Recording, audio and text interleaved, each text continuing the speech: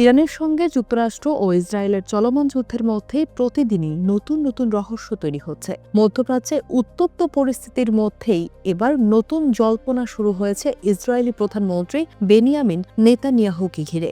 সামাজিক যোগাযোগ মাধ্যমে ছড়িয়ে পড়া একটি ভিডিও দেখে অনেক ব্যবহারকারী প্রশ্ন তুলেছেন ভিডিওটি এআই নির্মিত কিনা। গত শুক্রবার এক্স হ্যান্ডেলে একটি ভিডিও শেয়ার করেন নেতানিয়াহু। সেখানে তিনি ইরান ও যুক্তরাষ্ট্রের মধ্যকার যুদ্ধ নিয়ে বক্তব্য দিচ্ছিলেন। ভিডিওটিতে বেশ কিছু অস্বাভাবিক বিষয় নজরে আসে। সামাজিক মাধ্যম ব্যবহারকারীরা দাবি করেন নেতানিয়াহুর ওই ভিডিওতে তার ডান হাতে 6টি আঙুল দেখা যাচ্ছে। এমন বিষয় ভিডিওটি এআই দিয়ে তৈরি করার সন্দেহ আরও বাড়িয়ে তুলছে। ফলে নানা প্রশ্ন উঠেছে নেতানিয়াহুর অবস্থান নিয়ে। অনেক ব্যবহারকারী দাবি করছেন তিনি আসলে মারা গেছেন।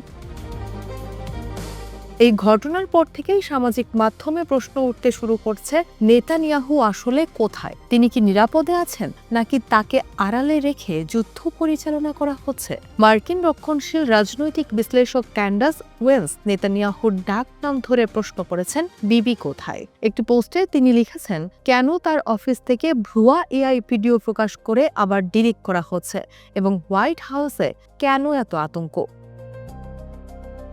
অবশ্য এক্সের এআই চ্যাটবোট গ্রোক 6 আঙুলের এই দাবি নাকচ করে দিয়েছে। চ্যাটবোটটি বলছে, লাল বৃত্ত ও ক্যামেরার অ্যাঙ্গেলের কারণে একটি অপটিক্যাল ইলিউশন বা দৃষ্টিভ্রম তৈরি হয়েছে, যা দেখতে অস্বাভাবিক লাগছে। এদিকে ইসরায়েলি প্রধানমন্ত্রীর ছেলে ইয়ার নেতানিয়াহুর সামাজিক যোগাযোগ মাধ্যম অ্যাকাউন্টের দিকে নজর রাখছেন সামাজিক মাধ্যম ব্যবহারকারীরা। সচরাচর এক্সে বেশ সক্রিয় থাকলেও গত 9 মার্চের পর আর কোনো পোস্ট শেয়ার করেননি ইয়ার নেতানিয়াহু, যা সন্দেহের তীব্রতা আরও বাড়িয়েছে। তবে এই বিষয়ে এখন পর্যন্ত ইসরায়েল সরকারের পক্ষ থেকে কোনো স্পষ্ট ব্যাখ্যা দেওয়া হয়নি। ফলে দিন যত গড়াচ্ছে নেতানিয়াহুর অবস্থান নিয়ে সন্দেহ বেড়েই চলেছে।